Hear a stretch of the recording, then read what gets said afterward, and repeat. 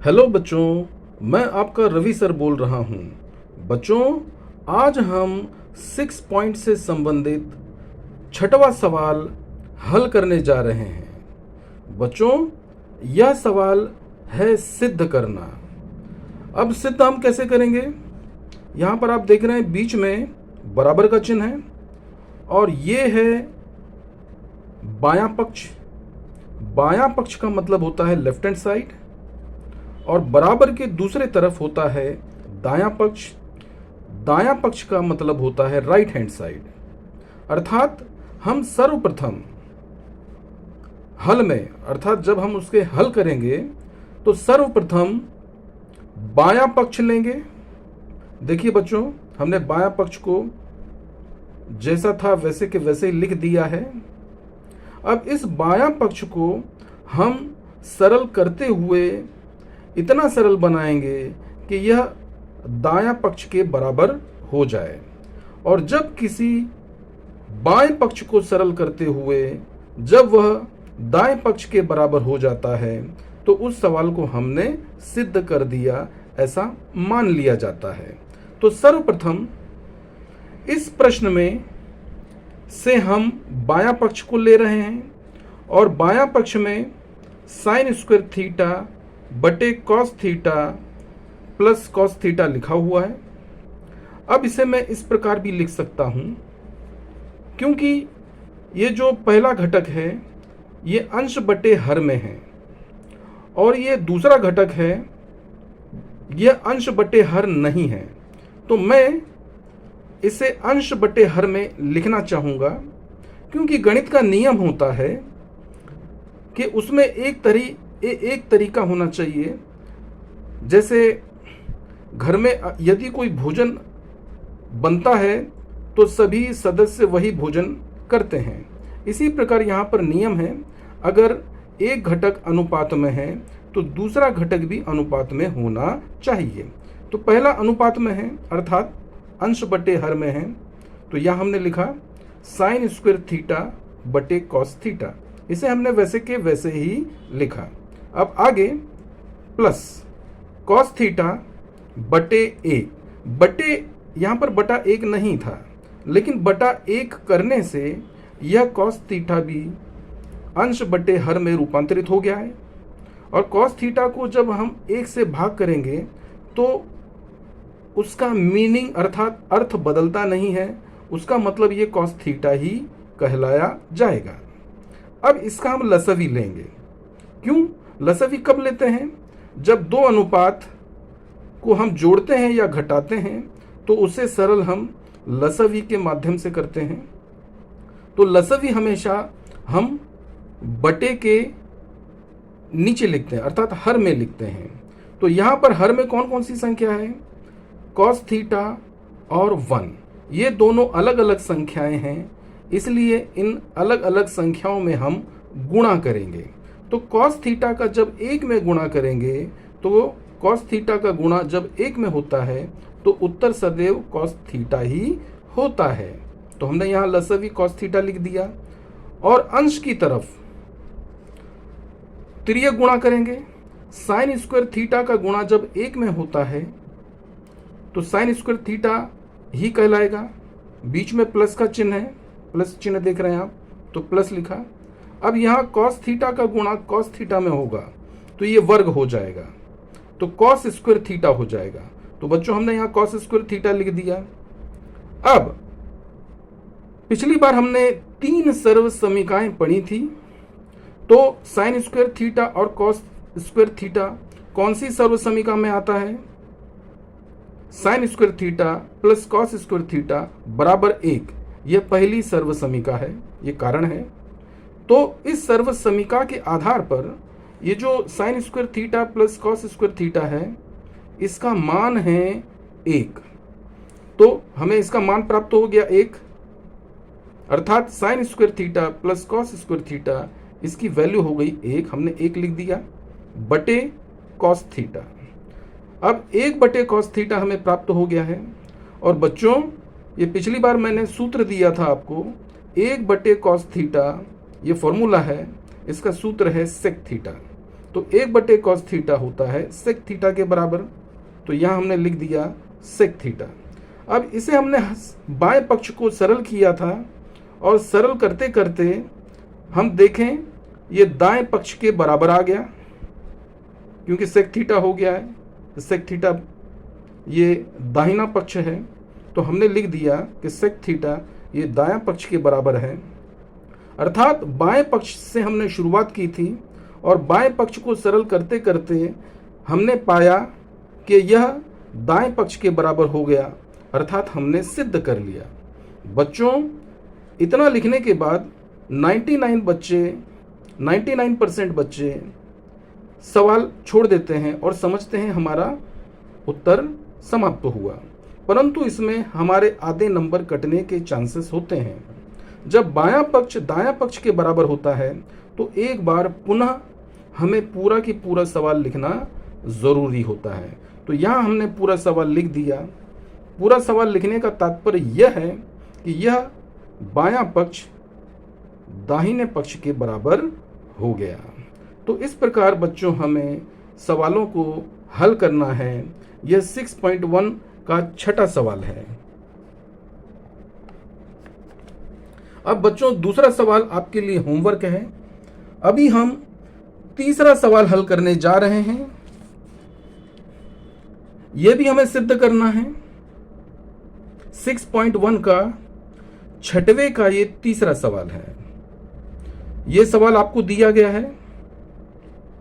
मैंने यहां समझाने के लिए लिखा है, आपको ये कॉपी में नहीं लिखना है।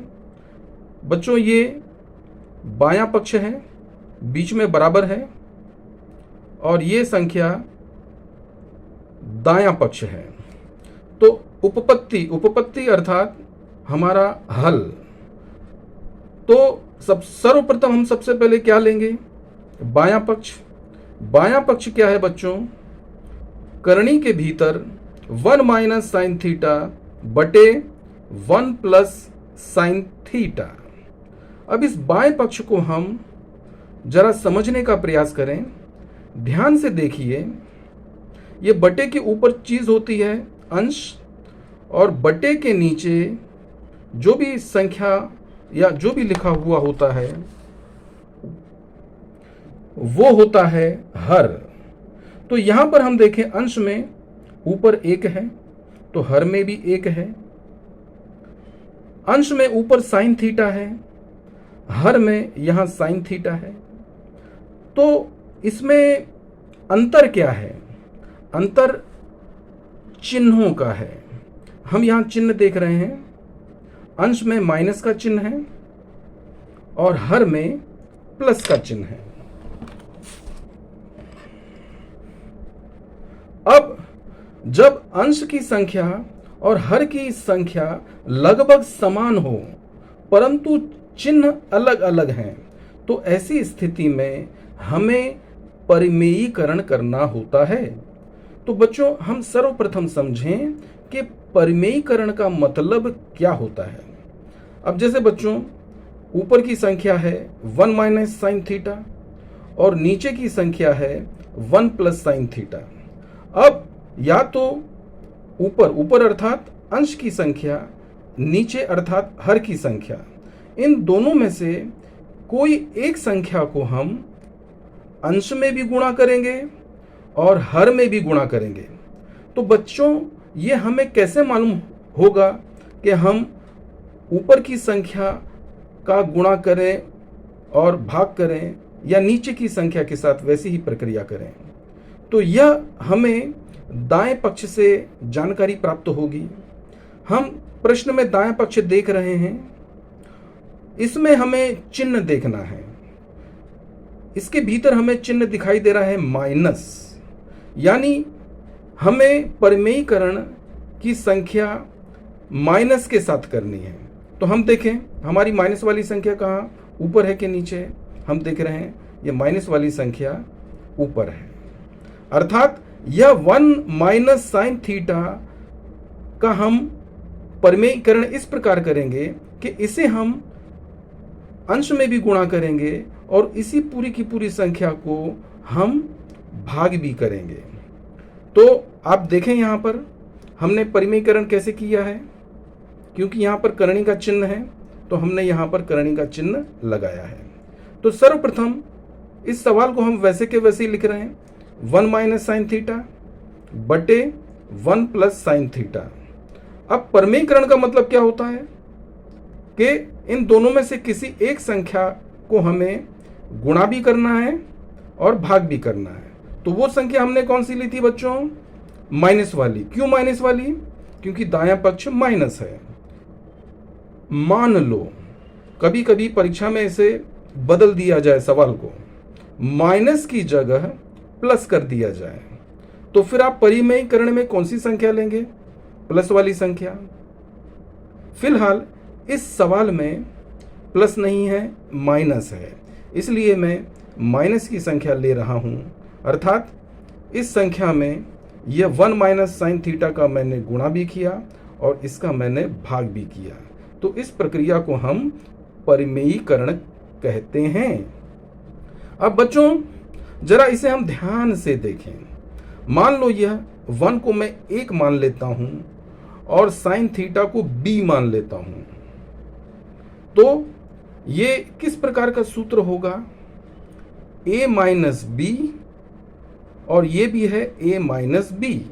देखिए यहां पर ये 8वीं में हम पढ़ चुके हैं, a माइनस बी और a माइनस बी का जब हम गुणा करते हैं तो वह सूत्र होता है a माइनस बी का होल स्क्वायर। ये सूत्र आप जानते हैं। इसी प्रकार नीचे देखें, हर की संख्या में 1 plus sine theta 1 minus sine theta. चूंकि 1 को हमने a समझा और साइन थीटा को b समझा, तो यहां पर देखें हम, यह a प्लस बी हुआ और यहां पर a माइनस बी हुआ।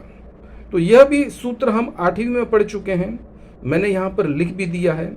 अगर सवाल करते हुए इस प्रकार कारण लिखेंगे तो हमारे लिए अच्छा ही है। तो यह a प्लस बी और a माइनस बी का सूत्र होता है a square minus B square. और यहां हमने a किसे लिया था? 1 को, सब जगह a 1 ही होगा। और b किसे लिया था? साइन थीटा, सब जगह साइन थीटा ही है। अब बच्चों यह a माइनस बी का सूत्र होता है a माइनस बी का होल स्क्वायर। तो यहाँ a कौन था? 1, और b कौन था? साइन थीटा, और इसका होल स्क्वायर, तो हमने लिख दिया होल स्क्वायर। अब ये संख्या कैसी है बच्चों? a प्लस बी गुणे a माइनस बी, अर्थात ये सूत्र लगेगा a square minus B square. तो a कौन है? 1, तो ये 1 का स्क्वायर। फिर चिन्ह क्या आता है? माइनस, तो हमने यहां पर माइनस लिखा। फिर बी स्क्वायर कौन है बच्चों? साइन थीटा, लेकिन यहां केवल b था, लेकिन यहां इसका वर्ग करना है, तो b का वर्ग होगा साइन स्क्वायर थीटा, तो हमने यहां साइन स्क्वायर थीटा लिखा। अब बच्चों इसे आगे हमें सरल करना है। 1 माइनस साइन स्क्वायर थीटा का ये हमें वर्ग दिया है, तो इसका हमें वर्गमूल निकालना होगा या वर्ग करना होगा। हम दोनों पक्षों से उसे सरल कर सकते हैं, परंतु यह पूरा के पूरा होल स्क्वायर नहीं है। 1 स्क्वायर का मतलब 1 ही होता है, और यह है माइनस साइन स्क्वायर थीटा, अर्थात इसे हम पढ़ेंगे 1 माइनस साइन स्क्वायर थीटा। अब इसे हम आगे कैसे हल करेंगे? जब हमें कुछ समझ में नहीं आता कि आगे हम कैसे हल करेंगे, तो हमें याद आते हैं 3 सर्व समीकाएं, जिन्हें हम अक्सर आपको बताते हैं कि ब्रह्मा विष्णु महेश जी हैं। पिछली बार इसके बारे में हम अध्ययन कर चुके हैं। तो बच्चों इसमें कौन सी सर्व समीका लगेगी? क्योंकि साइन स्क्वायर थीटा है, तो बच्चों इसमें सर्व समीका लगेगा sine square theta plus cos square theta बराबर 1। अब यह सर्व समीका ही हमें मदद करेगी और बताएगी कि 1 माइनस साइन स्क्वायर थीटा का मान या वैल्यू क्या होनी चाहिए।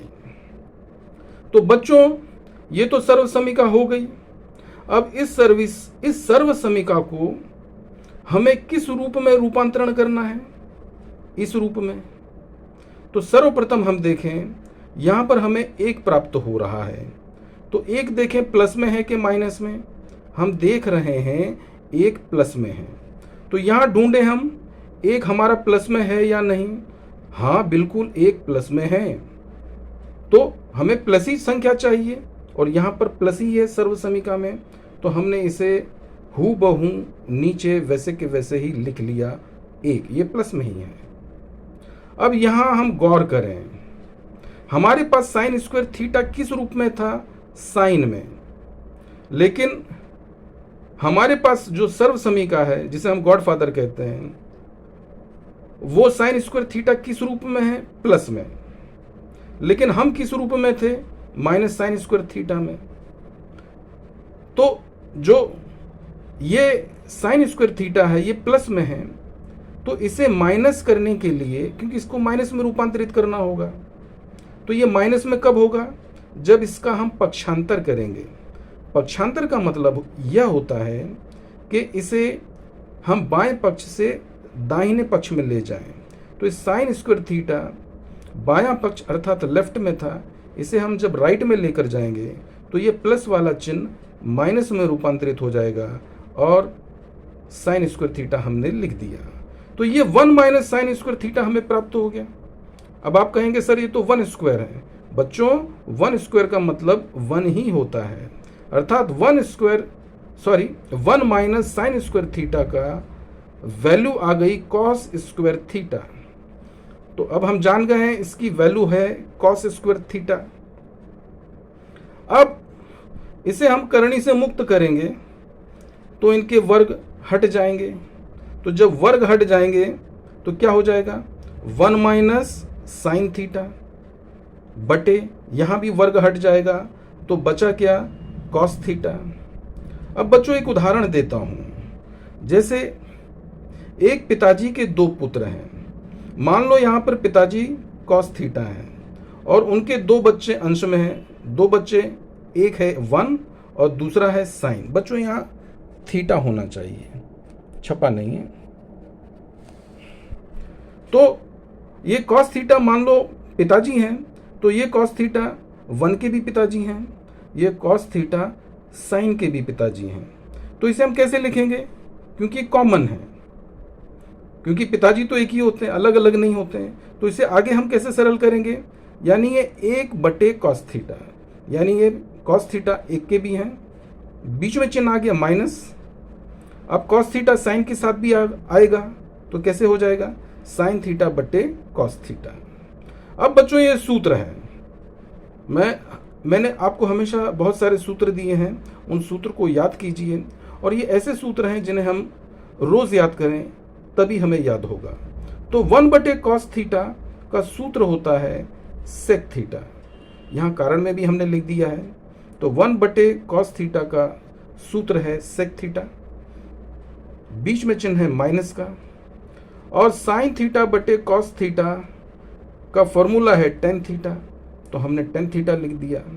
बच्चों इसे हमने सरल करते करते हम प्रश्न पर भी ध्यान दें कि बाएं पक्ष को हमने हल किया, स्टेप बाय स्टेप हल करते करते यह दाएं पक्ष के बराबर आ गया है।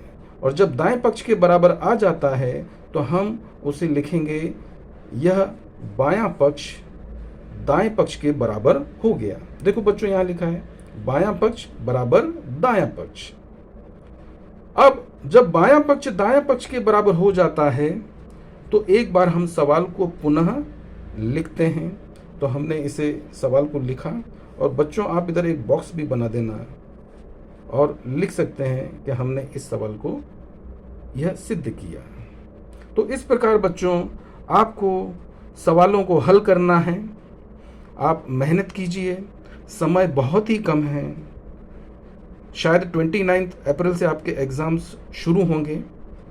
आगे आपको और भी जानकारी मिलेगी।